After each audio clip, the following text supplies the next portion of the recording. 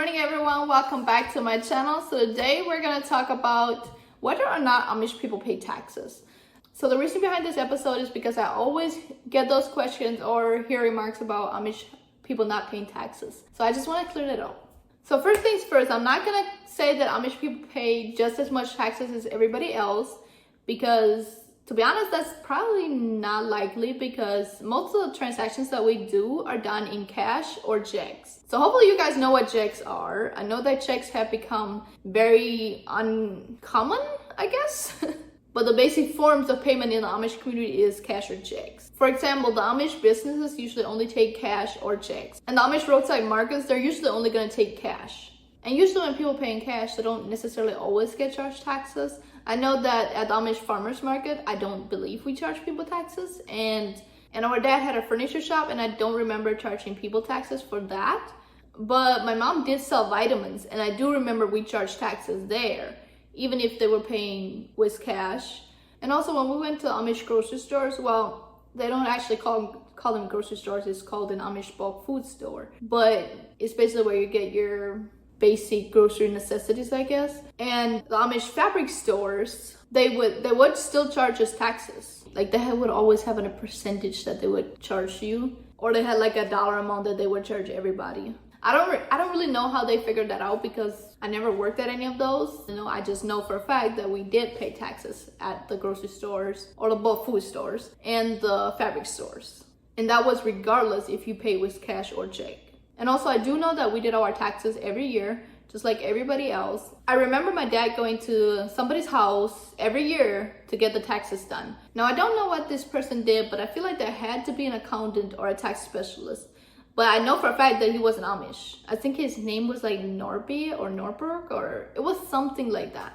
But he definitely wasn't Amish. Now I don't know how much we were paying in taxes back home, but I do remember hearing about my parents getting in trouble with the IRS because they wanted them to pay more taxes because of how many children they had, which I don't know the whole story, but I do remember hearing that the IRS wanted them to pay more because they believed that they were making way more money than what they were saying they were because of how many children they had. Which, what type of sense does that make? Like, the IRS, like, they see everything, all of our income. So they know that even though all of us kids are working and bringing in money, that it's not much.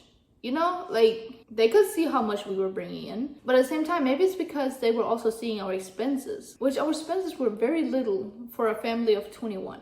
For example, like our grocery bill for a family of 21 would be like $50 every 2 weeks or a month. So maybe that's why they were wanting them to pay more in taxes, because of all the money that us kids were bringing in. And then we were only paying like $50 for groceries a month. Like our monthly expenses were very low considering how many kids there were. So maybe that is why. But then again, I'm not a tax expert. I don't know 100% how all this works. So maybe that's not what it was. But I don't know what else it would have been. But I do know they were always able to fight it and never actually had to pay more. The typical thing about Amish parents is they never talk about money. Like when you're Amish, life isn't about money. It's like we don't know the value of money. Like we don't really realize the importance that money has in life, because we don't need it. Like we grow most of our own stuff. And I don't think that's a good thing, but I also don't necessarily think it's a bad thing, because as kids, we never had to worry about money. It was like it didn't exist. But at the same time, you really never learn the value of money. You don't learn anything about money. So once you grow up and you realize the importance it has in life, it's like a slap in the face. Because it's like, why couldn't I just gradually learn all of this? Now all of this is on me all of a sudden. And when you're Amish, you become an adult at 21 years old. That's when you're like cut off from your parents and all your financial stuff is on you to figure out. They don't teach you about it. You just have to figure it out. So I do think it would be better if they taught us a little bit about money, and if they had us worry a little bit about money, because in the long run, wouldn't it have been better for us? Because when you turn 21, they just expect you to automatically be a financial professional. You're expected to just know everything. We do have bank accounts, we just don't have debit cards or credit cards. I didn't know what any of that was.